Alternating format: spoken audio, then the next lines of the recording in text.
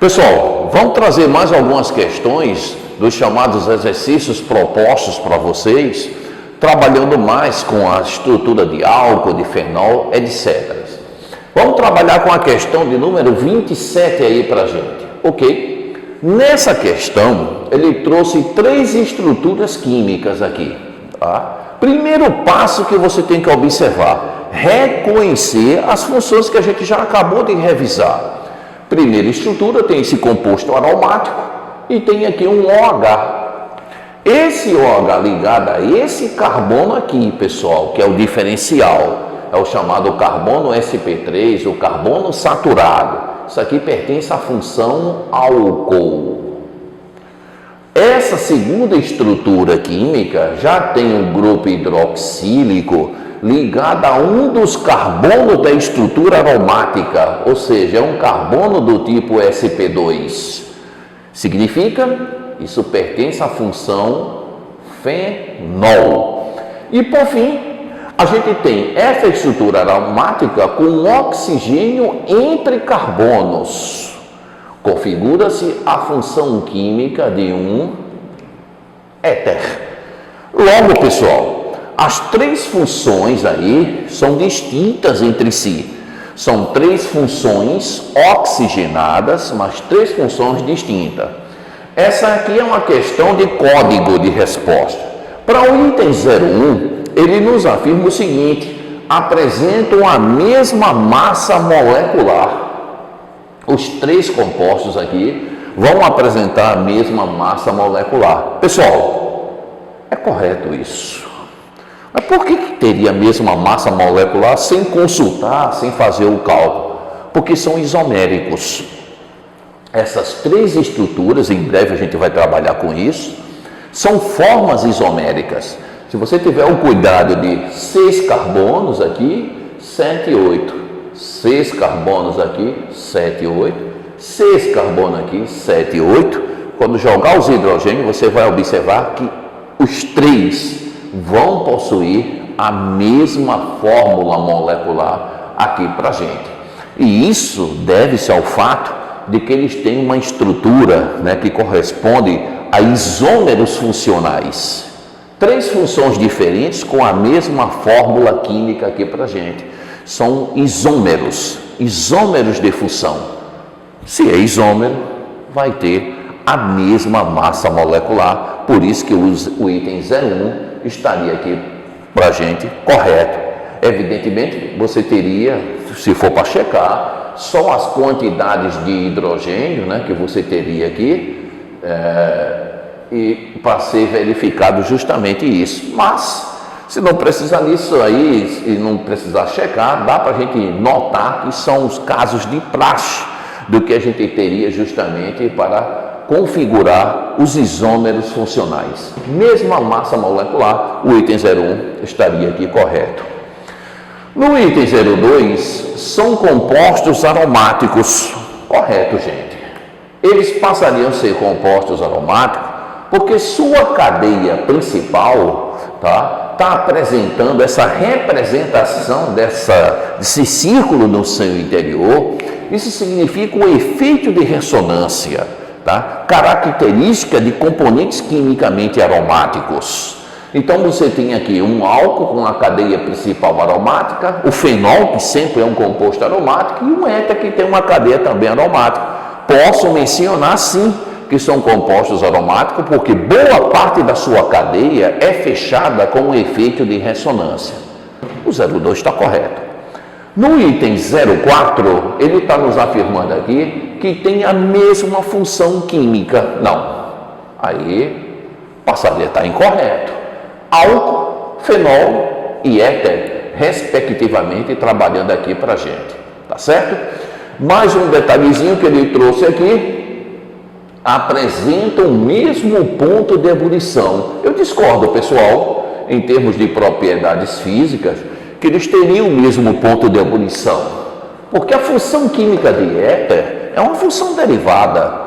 E por ser uma função derivada dos álcools, a gente observa que a polaridade é pequena em relação a essas 2 funções hidroxiladas que seria o álcool, que faz ligações de hidrogênio, assim como os fenóis fazem ligações de hidrogênio. Então, todas as três têm o mesmo ponto de ebulição, o menor ponto de ebulição seria do éter. Fenol e álcool iriam competir, há uma diferença pequena, mas existe também uma diferença pequena.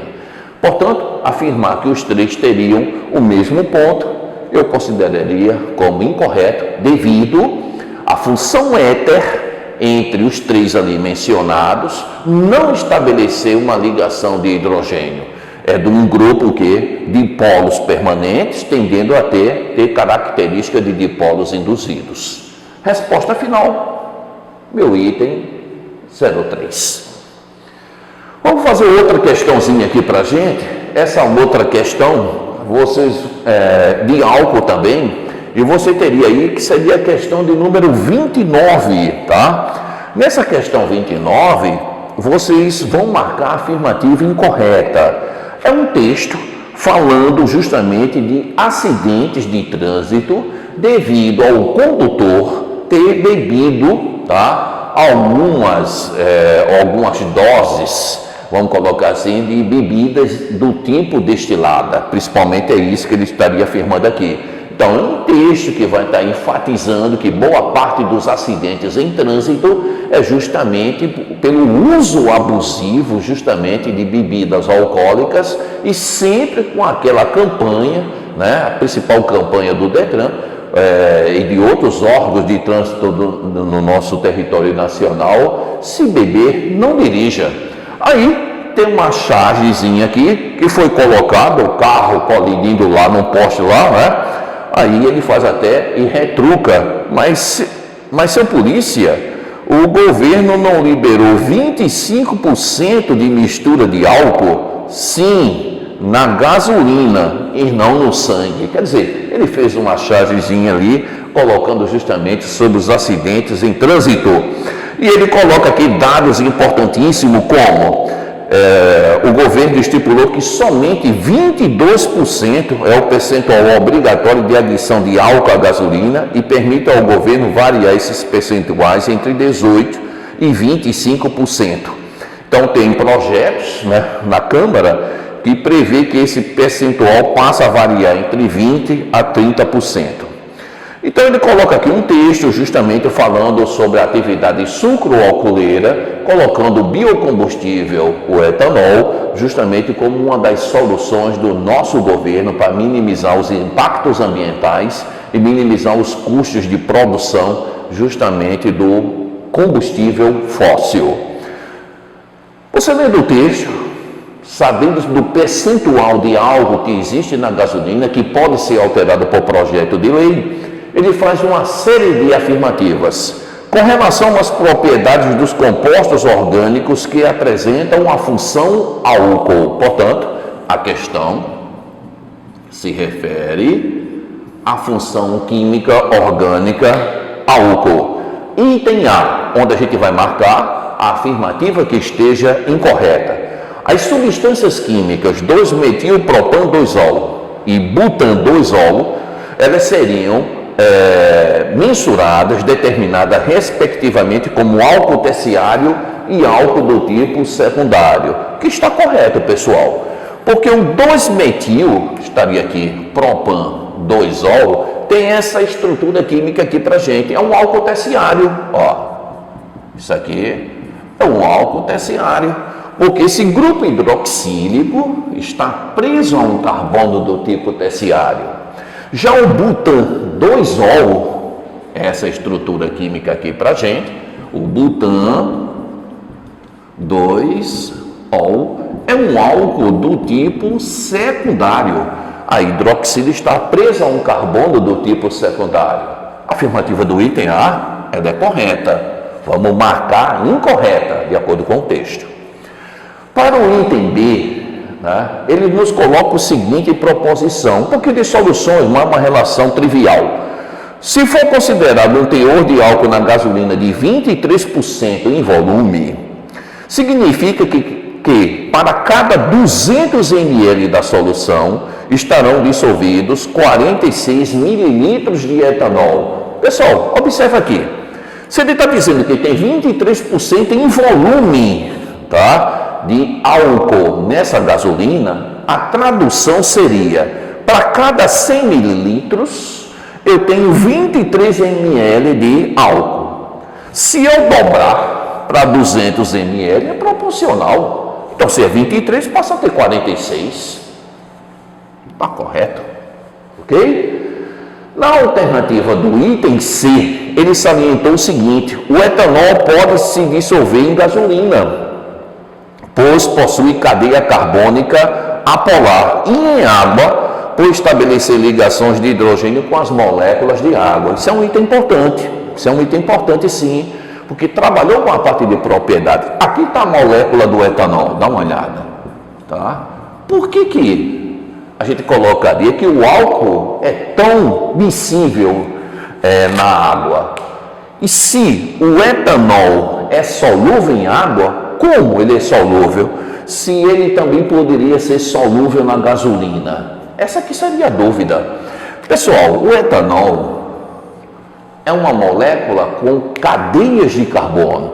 A gente colocaria que as funções orgânicas oxigenadas são anfifílicas. Ela tem uma parte polar e também tem uma parte apolar. A água não tem esse pedacinho apolar. Ela é genuinamente 100% polarizada. A parte apolar do etanol é essa daqui, ó. Essa aqui tem os dois carbonos. Então, é essa partezinha aqui que é miscível na gasolina. A parte que tem os dois carbonos. A parte derivada da molécula que é oriunda dos hidrocarbonetos. Está correto. E essa molécula, com a água, pode estabelecer ligações de hidrogênio? Sim, porque quando esse OH aqui, do etanol, que é polar, e a água aproxima-se dessa estrutura, o hidrogênio, que é positivo, interage com a molécula da água pelo oxigênio, que é negativo. Essa interação nós chamamos de ligações de hidrogênio. Isso é correto. Na alternativa do item D, ele menciona o seguinte: uma mistura de etanol e água em proporções específicas poderá formar um sistema azeotrópico e seus componentes não serão separados por destilação comum, pois tal sistema possui temperatura de ebulição constante. Pouco de química geral. Ele misturou etanol com água e fez o que ele chamou de uma mistura, com isso em proporções adequadas, mistura azeotrópica. Lembra o que é isso? São misturas em que o ponto de ebulição é constante.